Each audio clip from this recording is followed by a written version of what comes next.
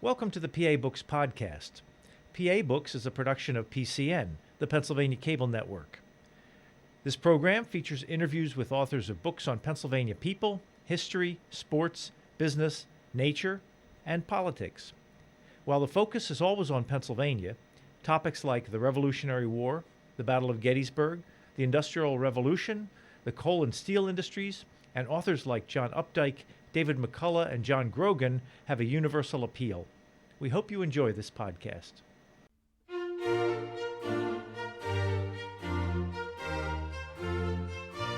This week on PA Books, Ronald Smith, author of Wounded Lions, Joe Paterno, Jerry Sandusky, and the Crises in Penn State Athletics. Ronald Smith, author of Wounded Lions, Joe Paterno, Jerry Sandusky, and the Crisis in Penn State Athletics. Why'd you write the book? Well, that's interesting. I taught for 28 years at Penn State University.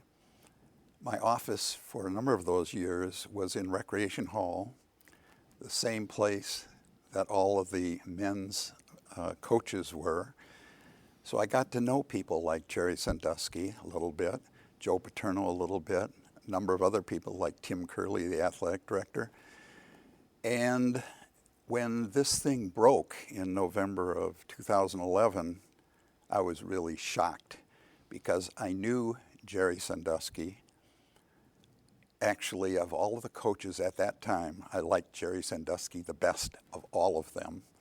I thought he was a terrific guy, a person you'd like to have as your next door neighbor, and I didn't know major problems that he might be having personally. And so I said, what was it at Penn State in our administration of athletics that might have allowed something like this to go on without anyone saying anything about it, even when they knew about it?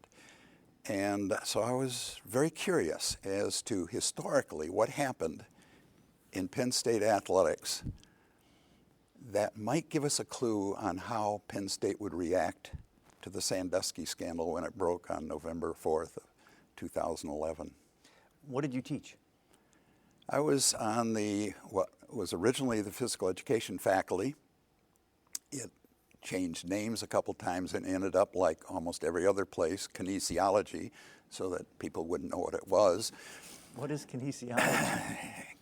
Kinetics is movement, study of movement, like anyology, study of something.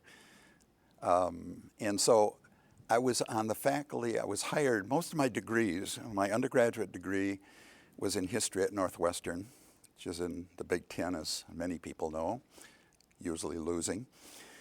And my graduate master's degree was in history at the University of Wisconsin.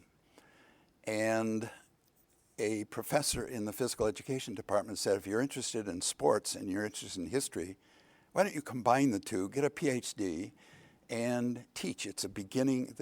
There are a few places that have sport history. So I was teaching sport history after getting my PhD at Wisconsin at Penn State University, which had an opening for a person looking at sport history. I happened to be looking principally at the history of intercollegiate athletics. And so that's where it came from. And so I'm in this building with people in this big-time athletic department, and I was never going to write about Pennsylvania State University history. I wasn't going to do it, in part for political reasons. You just don't really want to write about your own institution. And I was writing about it, and I've written 5 books on intercollegiate athletic history. And so when this scandal broke, it sort of forced me into thinking, well, I know quite a bit about Penn State. I know quite a bit about intercollegiate athletics. Maybe I can combine the two. And so I spent 2 years in the Pennsylvania State University archives looking historically, going all the way back to the 19th century, looking at how Penn State administered intercollegiate athletics. Did you become a Penn State football fan when you were there? From 1968, when I joined the faculty, that was 2 years after Joe Paterno became head coach. I got on the faculty, so I was in the same building with him. From 1968 until the 21st century, I had season tickets. And I must admit, I shouldn't do it here, but I must admit that I dropped season tickets at Penn State because I really was bored with the offensive strategy of Joe Paterno when he was coaching. I knew he was a great coach, but I could call the plays. I knew that he was going to run up the middle the first 2 plays, and then if he didn't have enough yards, pass on 3rd down. I could call a pass, and it was just boring for me. And then they changed offensive coordinators, and it became more interesting after I dropped the tickets. But yeah, I went for almost 40 years, 30-some years. As a professor there, are you sort of expected to be a football fan?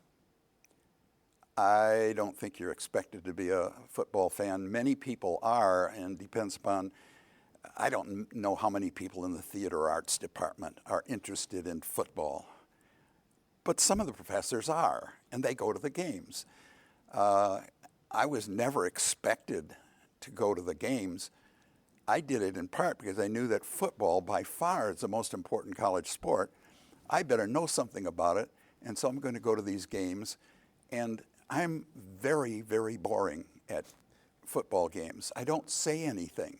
It's one of the reasons my wife didn't really want me to, didn't want to go to the games with me, because I'm so boring, because I watch what the coach is doing, I watch specific players, and I don't say very much. But I wasn't expected to go. I went, and I went to a lot of basketball games, women's field hockey, women's volleyball, which I still go to almost all of their games, soccer games. I went to a lot of different sport events. So for someone who has never been to a Penn State football game, can you describe the atmosphere of game day? Well, that's an interesting thing, because even when I was going to all the games, I would get there about 2 minutes before kickoff.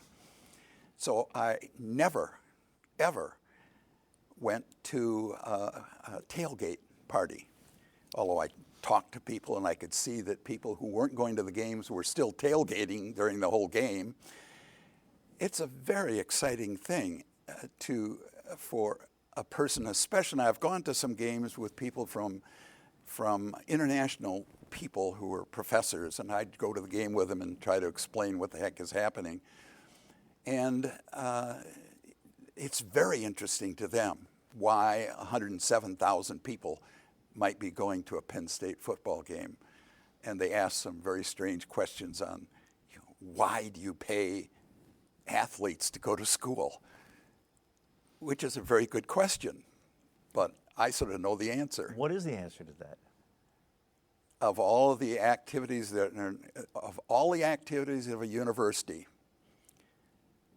academic and non-academic, sports are the most important, and football is by far the most important of all those sports at most institutions, not all. I think Duke would say basketball is more important than football, and a few other schools might say the same thing. More important than academics?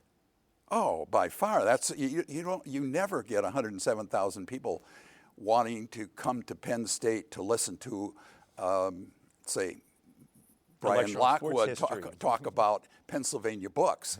You would never get 107,000 people to do that. But you get 107,000 people to come to a football game. There's an excitement. There is a camaraderie. There's a esprit de corps. All of these things, in my estimation, intercollegiate athletics have been unbelievably important in higher education in America. They have brought masses of public to a university, maybe not for academic reasons, but it gives a legitimacy to what's going on there. People think it's important because football is important. And this was true of Harvard and Yale and Princeton in the 19th century. They were the big jock schools of the 19th century. And eventually ended up where mostly state universities became dominant, and my little old Northwestern, a private school. Does college football and success in college football help academics, or are they two completely separate worlds? In my estimation, they help, because Penn State has always been supported financially, not very much anymore, by the state government. And state legislators like football and basketball. And so it brings those two together, and it can't hurt unless we do something terrible as a university, like having some major scandal. That can hurt. But for the most part, it's unbelievably good publicity in the newspapers, on television, on Pennsylvania books. It's important. When did it get to be so big?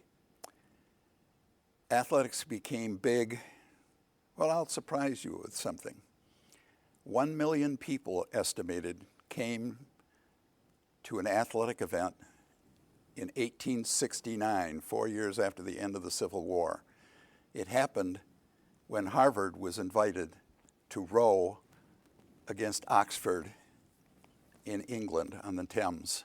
And they estimated 1 million people came to see that contest, to see which one, Harvard representing America, Oxford representing the best of England, who would win. Well, England won, but it's been really big. 40-some thousand people came to see a Thanksgiving Day game in the 1890s in New York City. Is that big? I think it's bigger than what it is today. 40,000 then is much bigger than 107,000 today. When did it get so big at Penn State? It became big, depending upon how you define big, in the 1890s. But by the 1920s, it was very big at Penn State, although not as big as at a place like Princeton or Yale, which had a 70,000-seat stadium. We might be able to get 10,000 at Penn State. But if you look at where Penn State is located, you understand why they might not have 107,000 then. You say in your book, one can argue that the two most significant football coaches in Penn State's history have been Joe Paterno and Hugo Bezdek. Now, who was Hugo Bezdek? You don't know who Hugo Bezdek was? Well, not till I read the book. Hugo Bezdek was born in Czechoslovakia and came over with his parents to Chicago. He eventually went to the University of Chicago, where Amos Alonzo Stagg was coach in the early 1900s. He was a star fullback on the team. He also did some professional boxing, which would sort of make him ineligible, but nevertheless, he played. And then he started coaching, at first at Arkansas, and then at the University of Oregon.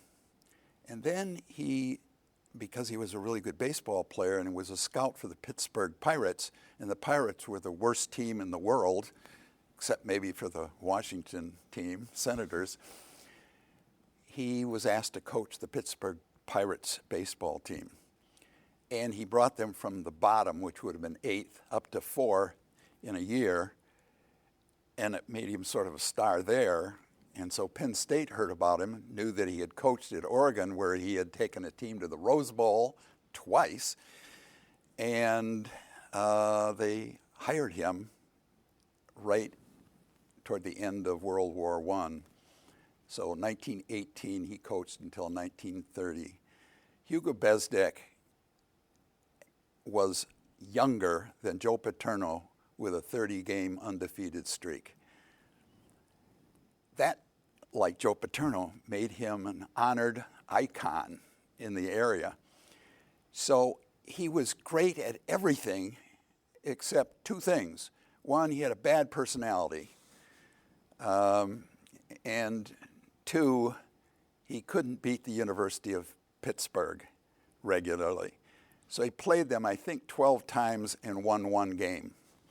So by the end of the 1920s, even though he had this undefeated streak of 30, and his salary went up from $4,500 to $14,000 with a $2,000 bonus, more than the president was paid in the 1920s, because he couldn't beat Pitt. By the end of the 30s, they said, we got to get rid of Bezdek. And at the same time, only a bit before that, Penn State decided to do away with athletic scholarships. Most people don't know that Penn State was giving out athletic scholarships by the Board of Trustees, first in the nation to give out athletic scholarships in 1900. And they had these scholarships, and they were giving out 75 of them in the 1920s. And then, because of various factors, they decided to do away with athletic scholarships. Anyway, Bezdek couldn't win, and they, instead of firing him, they got rid of him, created a school of physical education and athletics, and made him dean of it, which is not unusual to take somebody who isn't doing the job, moving them up, and paying them as much or more, and give them another position. Well, you mentioned about athletic scholarships, and you say that you refer to the Great Experiment as opposed to the Grand Experiment under Joe Paterno. The Great Experiment was an attempt in the 1930s and 40s to remain in big-time football with winning teams, but not recruiting athletes with the lure of athletic scholarships. How'd that work out? Well, unlike Joe Paterno's Grand Experiment, which to a great extent I think worked out, the Great Experiment of trying to win in big-time college sport without giving athletic scholarships was almost determined to be unsuccessful because you need good athletes. And if many schools are giving out athletic scholarships, as they were in the 1920s, either legally or illegally, you aren't going to win. And you're certainly not going to be able to beat Pittsburgh, which was the major rivalry for Penn State. And if they'd kept those games going, still would be the major rivalry. They just couldn't beat Pittsburgh, and they didn't beat Pittsburgh until 1938, after Pittsburgh decided not to pay its players anymore. They had a salary schedule at Pittsburgh.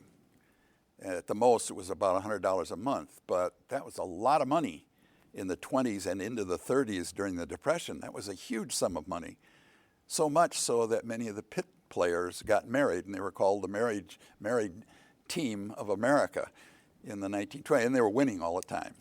Well, if college football makes so much money for the schools, why don't they pay the players? Well, college sports is amateur, quote, unquote, amateur. And why is it amateur?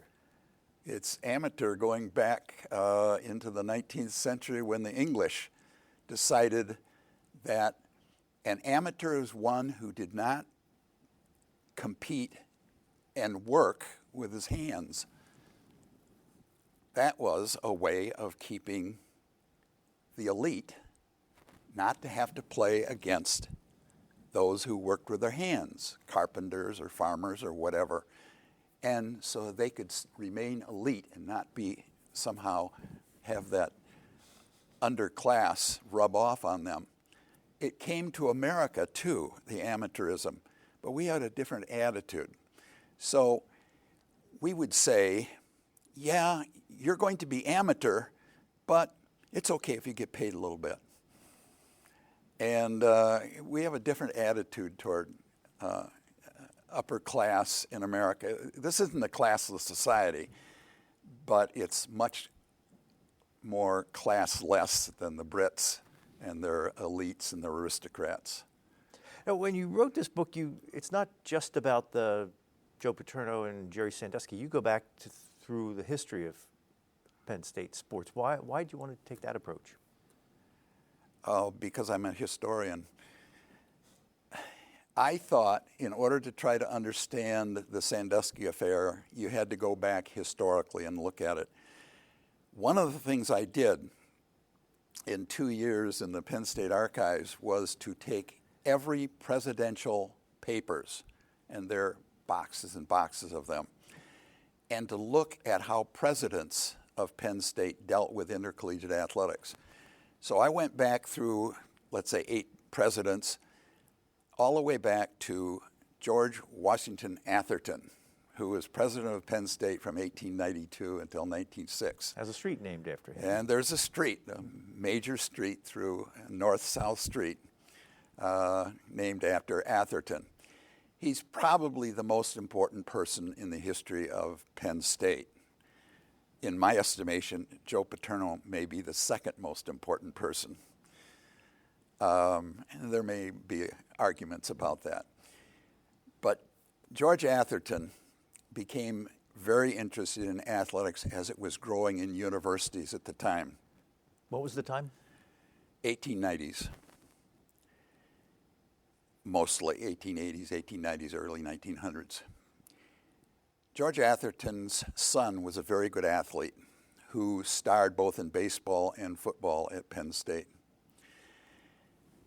And so he played, but George Atherton also was interested in athletics, and he tried to do things like get money from the state to help build a football and baseball field, to build stands there in the 1890s, and was successful at this. Penn State had a really good football team in 1894. This is about the 7th year of full-time football at Penn State. They were undefeated going into the last few games of the season. One of their players, a guy by the name of James Dunsmore, was the star on the team. He was a tackle, but he was the strongest guy on the team. And he was failing 3 classes.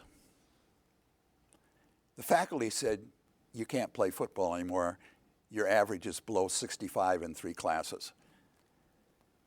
So the club, it was run by students, athletics were run by students at that time, wrote a letter to the president, Atherton, and said, we have 3 games left to remain undefeated. We're going on a Western trip.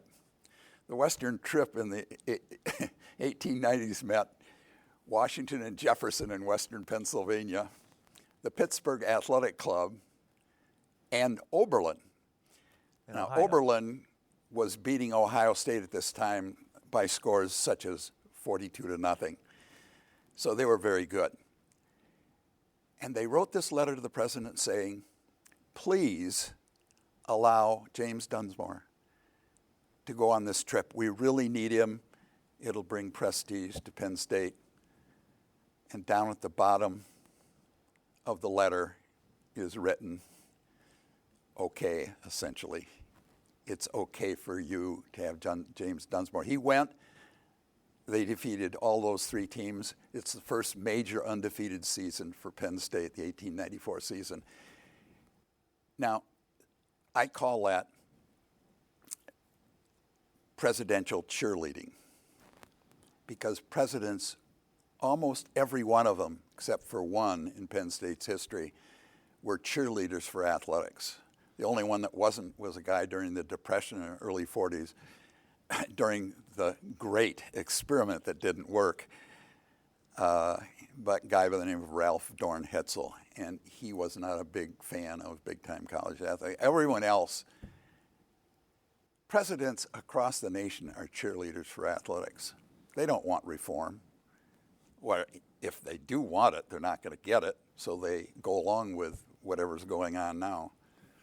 Now, you say in your book that in the 1950s, Penn State was seen as a cow college.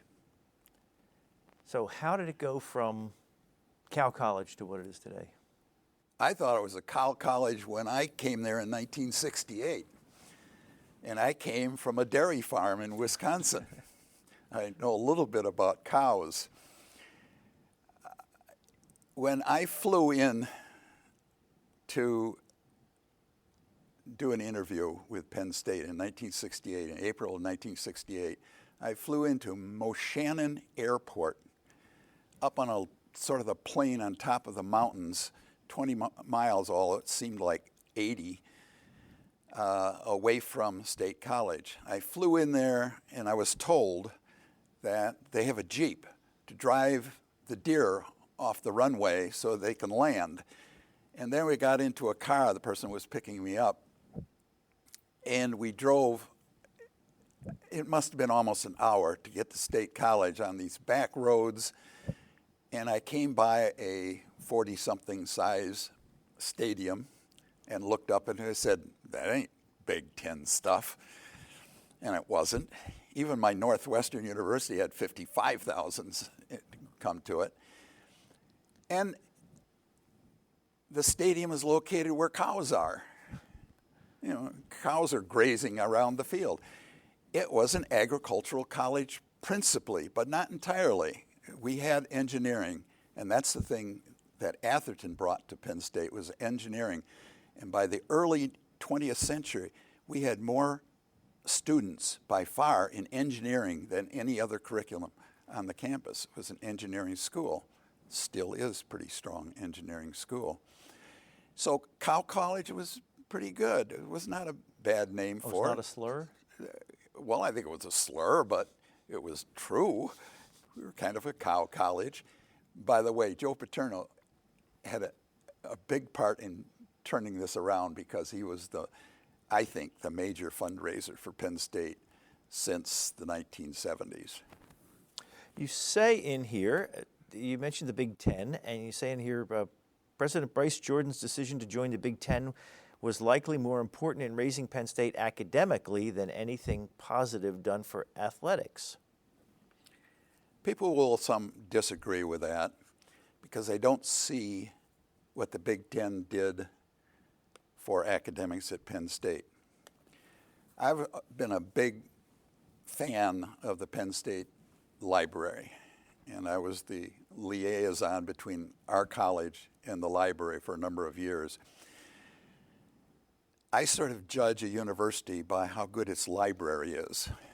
I now judge it by how good its archives are. Because I work in them all. I've been in about 80 university archives across the nation looking at intercollegiate athletics. So I look at the size of the library, the holdings of it, and how well it's organized and run. And I look at the university and how it's rated nationally. And we've gone from that cow college and finally a university to one of the major universities in America, and our library is now rated 8th in the nation by some rating services. And only in the Big Ten are we under, I think, University of Michigan Library. You say in here that with all the attention Penn State received because of its first national football championship, Joe Paterno said the board should not sit idle but should immediately elevate standards throughout the institution, raise millions of dollars, and among other things, build a better library. So he was the motivator behind that? Joe Paterno is an interesting person because some people think he's the greatest thing that's ever happened in the world. Other people say he was a child abuse enabler. And so there's major split between that. But Joe Paterno, in terms of raising visibility to Penn State, I think is the most important person. Atherton sort of saved the university in the 1880s and 1890s. Joe Paterno caused, in many ways, to be the unbelievable fundraiser. And he went before the Board of Trustees at one point and said, "We've won a national championship. You ought to get off your butt and start raising money for this university and making it more than it is." And he was able. John Oswald, who was president in the 1970s and early 80s, didn't want to fundraise.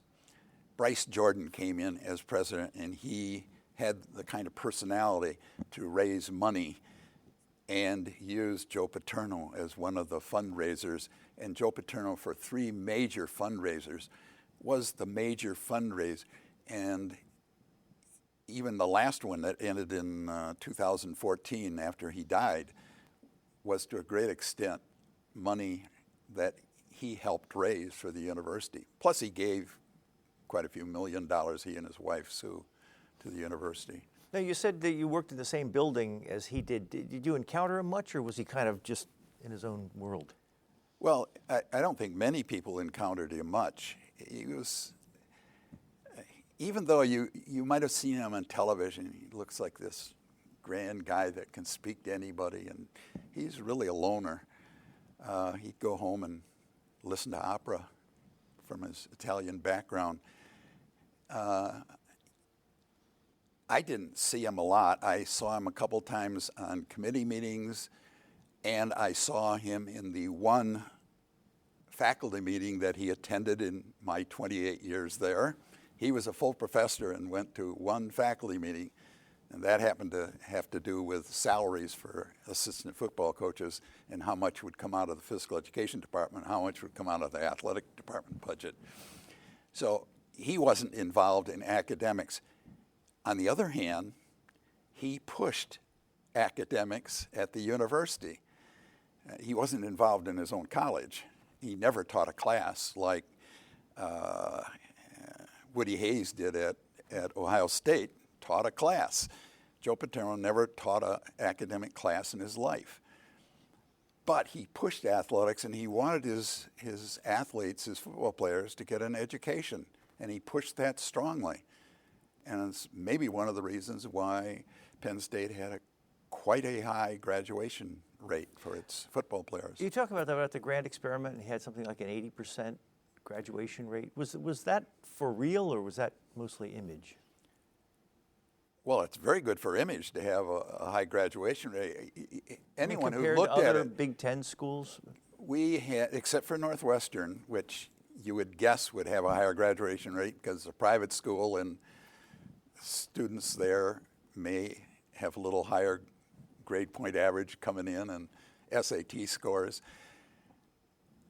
I don't think the graduate rate was 80%, even though at some time it's been noted as that.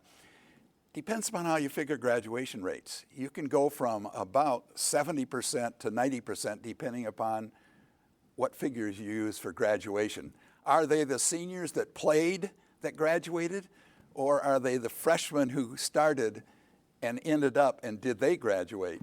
Well, there's a 15, 20% difference there. So it depends upon how you figure it out. But we had at Penn State a very high graduation rate, similar to the best private institutions in America. And our graduation rate for African American athletes is about the same as for non-African American athletes. I want to read you mentioned President Oswald, and there was a May 1972 at a Nittany Lion Club meeting. Both the president and Paterno spoke. President Oswald bragged about his involvement in an athletic agreement between Penn State and the three other members of the Big Four, Pittsburgh, Syracuse, and West Virginia University. After Oswald's talk, Joe Paterno spoke and highly criticized Oswald's agreement with the Big Four. Oswald took it as a slam on his integrity as president. President Oswald told Paterno, "If you ever do something in public like you did this evening, you'll be gone." Immediately, Paterno shot back, "John, you'll be gone before I am." When did people start realizing that Joe Paterno was the boss over the president of the university? If you are a football coach and you're filling up the stadium and you're bringing in a lot of money and a lot of prestige to the institution, and you're the head football coach, you're going to get a lot of recognition. In 1968 and 1969, my first 2 years at Penn State, I didn't think we were ever going to lose, and we didn't. We were undefeated for those 2 years. Those are the 2 years that made Joe Paterno. But then he continued to win, and eventually, after another 10 years or so, won a national championship. If you do that, you gain a certain amount of power, and if you were Bear Bryant at Alabama, the president was not going to tell you what to do. And people didn't tell Joe Paterno what to do. He could go to any one of 3 or 4 professional teams and coach there. He could have gone to other universities and coached there. And a lot of people don't know that he was offered the head coaching position at University of Michigan in, I think, 1969 and turned it down. So he has a lot of power. John Oswald didn't have nearly the power. Plus, Oswald had a really negative kind of thing that happened when he was president of the University of Kentucky. At the University of Kentucky, he tried to get Adolph Rupp, the great basketball coach historically at Kentucky, to integrate his teams well after other schools were integrating theirs. And because he would not, quote, bring in a colored boy unless he wanted to, he wasn't going to do it. Oswald asked Rupp, I want you to bring a black in and desegregate our basketball team. And Rupp said, I'll do it on my own terms. And as part of this whole thing, and got some state legislators behind him, Oswald was fired as coach at Kentucky, and he took a position as vice president at the University of California, Berkeley, and thereupon came to Penn State. When he came to Penn State, he, I don't think, wanted to ruffle any star coach, any iconic coach, such as Paterno. And so when Oswald got up before this alumni group and said, boy, this is the greatest thing we've done. We have another agreement of the Big Four with Pitt and West Virginia and Syracuse. And Paterno, I can imagine, was getting madder and madder. And so he got up and said, this is one of the worst things we have done, President, and I don't think we should have done it. We have aspirations much above West Virginia or Pitt or Syracuse. And so when they went into the bathroom, and I only heard this secondhand, but I'm pretty sure it's true, that conversation went on where Paterno said, you'll be fired before I am. And I think at that time, that was the case. Oswald almost lost his position before that anyway. You also write about Vicky Triponi and her clashing with Joe Paterno. Can you tell that story? Vicky Triponi came to Penn State as vice president for student affairs in 2003. She was the first vice president for student affairs who was a woman. And it doesn't sound like a very important position, except if athletes and anyone else in the schools doing something wrong, they are disciplined by the vice president for student affairs. And so you can be booted out of school, you can be penalized for this or that. And Paterno said, no, any football player that's doing something wrong, I will discipline that person, you won't. And Joe Paterno had never worked ever, to my knowledge, under any female.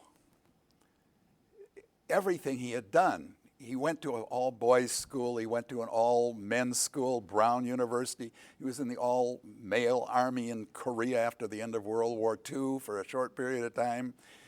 He worked in an all-male football thing where he wouldn't even allow any of the trainers to be women.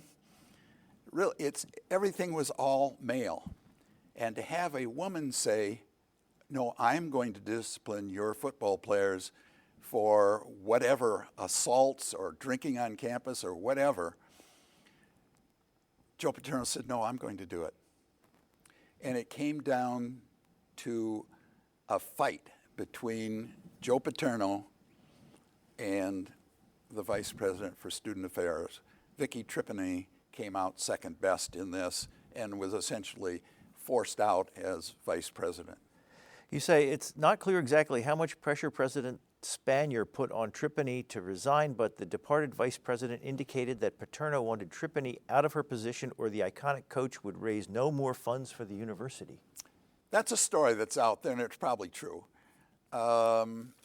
That Joe Paterno would say, I'm raising $1 billion for you. Get rid of her, or I won't do it. I think that might very well be true. I don't know for sure. That's why I don't put it down there as for sure, at least from my information. You also tell the story about when Joe Paterno successfully separated football from academics. And at one point, let's see, you quote, who am I quoting? A faculty member by the name of Scannell, Dean Robert Scannell, who said athletics is now strictly a business operation. Bob Scannell was my second dean, and he had been a football player at Notre Dame. He was a really smart guy, got his PhD, and came to Penn State, where he got his PhD, but stayed there, and he was sort of groomed to become the next dean because he had this good athletic background as well as being a smart guy who loved administration. Bob Scannell was a person who wanted athletics and physical education to remain in the same area. Athletics was 70% of the budget of my college. The college was of health, physical education, and recreation, and athletics. Athletics was 70% of the budget. He was spending more than 70% of his time on athletics because our athletic director couldn't make decisions. And so Bob Scannell was making decisions for him.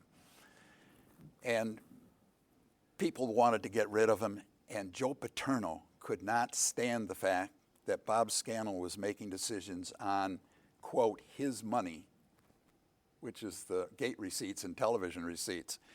We had a tradition at Penn State of athletic funds being used for recreational facilities, building an ice rink or an outdoor swimming pool or golf course or bowling alleys or whatever.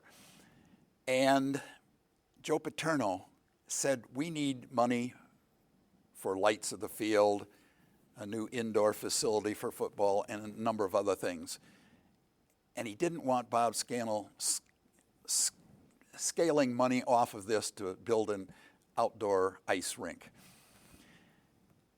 And Joe Paterno eventually was asked to be athletic director. And now he could do whatever he wanted because he asked John Oswald, the president, if you want me to be athletic director, you must take athletics out of the College of Health, PE, and Recreation and under Bob Scannell. John Oswald had only very briefly before that said, we have the best model at Penn State. Joe Paterno convinced him to take athletics out of the College of Health, PE, and Recreation, and it ruined the college financially. We eventually, within a couple of years, was combined with another college of human development. You were there when that happened? I was there when it happened. Actually, I thought it wasn't a bad thing, in part because human development was a really strong science-based thing. And if you know anything about colleges, scientists get paid more than people who are in the humanities. So it wasn't bad being that. I'm in the humanities and I'm pulled along by science, so my salary probably went up.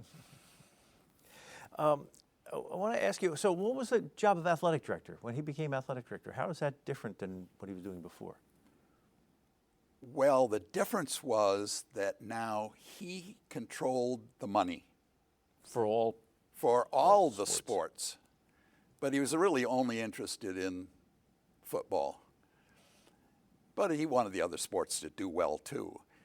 So by becoming athletic director, he could take the money out of my college and place it under a former football captain, a guy by the name of Steve Garbin, as vice president for finance and business. So he took the money and placed it under this former football captain, and therefore he could control the money and where it went to build facilities for football, which is what he did. And he only remained there for 2 years because he accomplished what he wanted to do, which was to get the money away from Dean Scannell and place it under his sometimes drinking buddy, Steve Garbin. Well, while he was athletic director, I think it was, he hired Renee Portland to be the basketball coach, and you devote a chapter to Renee Portland. Why is she so significant? Renee Portland is a very important person in the history of Penn State. I had to think twice. She was not going to be in the book originally. But as I started writing this book, I found more and more that the isolation of athletics was one of the things that may have caused this problem with the Sandusky scandal, being isolated and do whatever they wanted to do. Renee Portland was part of this. She was the first woman brought in solely to be a coach for women. She didn't have to do anything else but coach women's basketball, which is the most important sport. And she won. But what she was doing was illegal under federal law. And what she was doing was getting rid of anyone who she thought was a lesbian or was a lesbian and booted her off the team. You have her 3-team rules: no drinking, no drugs, no lesbians. That's the rule, and the players knew it. No drinking, no drugs, no lesbians. And so she was booting off lesbians until she finally booted off one lady by the name of Harris, who was going to take this to court. And when she went to court with the help of an outside organization financially, that she was going to win because we were breaking our own Penn State rules, Title IX, and due process in the 14th Amendment to the Constitution. Breaking all of these rules, both for blacks, because Harris was African American, and for women's, like under Title IX. And so eventually, Renee Portland had 2 bad seasons. And the president came in and said, "Oh, I'm going to fine you $10,000, which you might have been making $500,000, so it was a drop in the bucket." But got into that conflict, and finally she resigned. And we've gone on with basketball. But she was a very successful basketball coach. Very intelligent person from my standpoint, very articulate, and people loved her in State College. Not those who didn't like her for breaking federal law. I want to read you something you wrote about her. Renee Portland, it's Renee? Renee Portland may have shown her sense of self and poor sportsmanship in her first year at Penn State when she commanded her team to score 100 points for her 100th victory as a college coach, and that was against Little Ursinus College. You want me to react to that? Insight into her? Her first year, I'd been there for a while, not a long time. I thought that was bad sportsmanship to tell her players, "I'm going to press Little Ursinus the entire game so that for my 100th victory as a basketball coach, including St. Joseph's in Philadelphia and University of Colorado," she wanted this for pride purposes, evidently. I thought it was absolutely bad sportsmanship, and my feeling is that Joe Paterno would never do that. And I don't, to my knowledge, he may have only run up one score in his life, and that was against Ohio State, and I'm not sure that he ran it up. Anyway, it was I thought, really bad sportsmanship. So I wrote her a note and said, "This isn't what we do at Penn State. I just think it's bad sportsmanship." And so she called me up and said, "Let's have a meeting." So the two of us sat down, and I had never met her before that. And we discussed it. I can't remember what all was discussed. I know that was discussed. And I said, "No matter what you say, I think it's bad sportsmanship to do that, and I don't think we should do that anymore." To my knowledge, she didn't after that. But it was my way of thinking, I don't like the way this person is coaching. I just don't think that's good for the game to run up a score. There's a lot to talk about, but we really haven't touched on the Jerry Sandusky situation. And can you talk about what you learned from this? You said you started out trying to figure out how the atmosphere around sports would have led to the Jerry Sandusky situation. Well, I have to admit I was really disappointed when the grand jury came out with this, quote, indictment called a presentment against Jerry Sandusky. And I had no way of even having a thought that Jerry was a child molester. That was completely out of my mind and almost everybody else's mind. Now, there are a couple of people I've talked to since, including my wife, who thought that Jerry was really strange with young kids in swimming pool.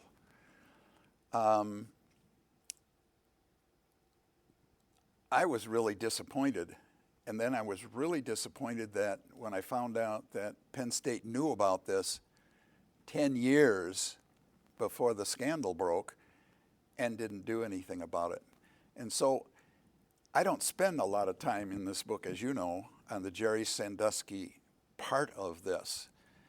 I was interested in how did Penn State react to it rather than what did Jerry Sandusky do to cause it. I was interested in how Penn State, because I've always been interested in the administration of athletics, and I've written about this for almost 50 years.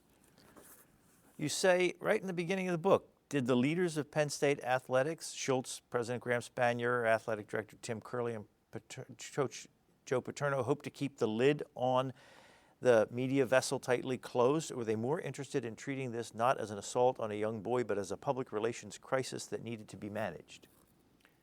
I think whether it's at Penn State or at PCN or any place, if there is a problem, and there always are, they don't want this to be let out.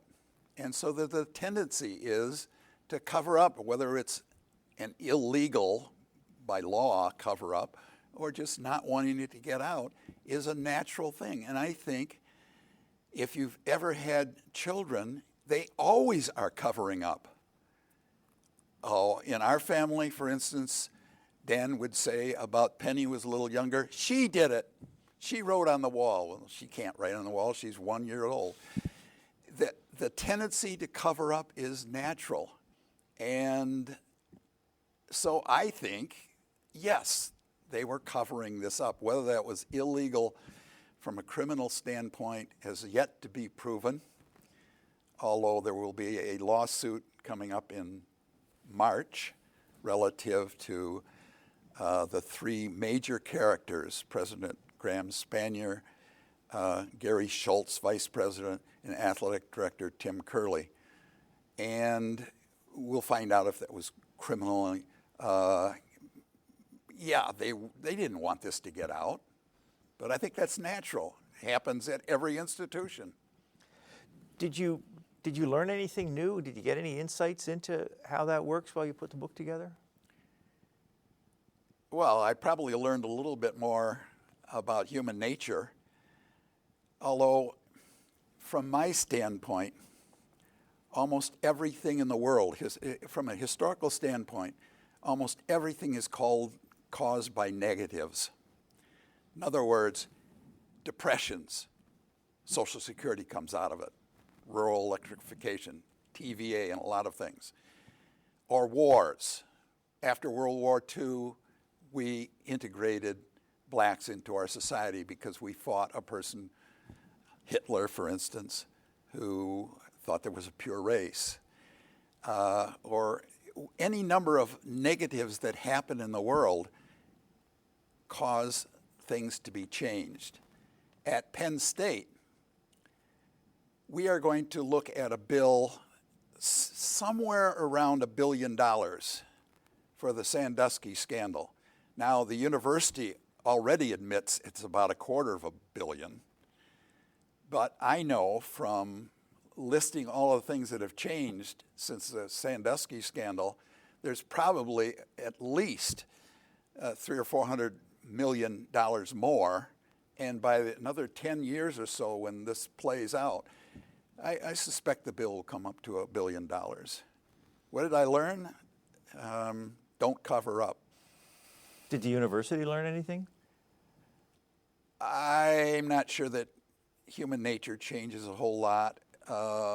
we may have learned a few things. We changed a whole lot of things, some of which are better, some of which are worse. You can't even get into a building now that's a recreation building without a card, and that's cost us millions of dollars to do that. And there are things in the library you can't do anymore that you could do before. There's a lot of negatives that come out of this, as well as, we're more attuned to children problems now than they were by far. One thing you write about that I should have asked about earlier is the Sugar Bowl loss to Alabama. You refer to that a couple of points during the book. Was that kind of a scarring moment in Joe Paterno's life? In my estimation, Joe Paterno was scarred for life. According to his wife, maybe a year. I'm pretty sure that the fact that Bear Bryant, who Joe Paterno psychologically couldn't beat, because Bear Bryant was a better coach in Joe Paterno's mind than Joe Paterno was, it scarred him by calling two dumb plays at the end of the game when he could have scored, and one of the reasons why I didn't go to football anymore, right up the middle. Their linebacker creamed us. We didn't score, and then got confused on the sidelines, had 12 men on the field. That scarred Paterno. He almost quit coaching because of it, according to him, because he couldn't win that game. I think it scarred him for life. Well, there's a lot more we could talk about, but unfortunately we are out of time. We've been speaking about this book, Wounded Lions, Joe Paterno, Jerry Sandusky, and the Crisis in Penn State Athletics. Ronald Smith, thank you very much. Thank you. Appreciate it. You've been listening to a podcast of PA Books, a production of PCN, the Pennsylvania Cable Network. We'd like to hear from you. Our email address is pabooks@pcntv.com. Like us on Facebook to learn more about PA Books.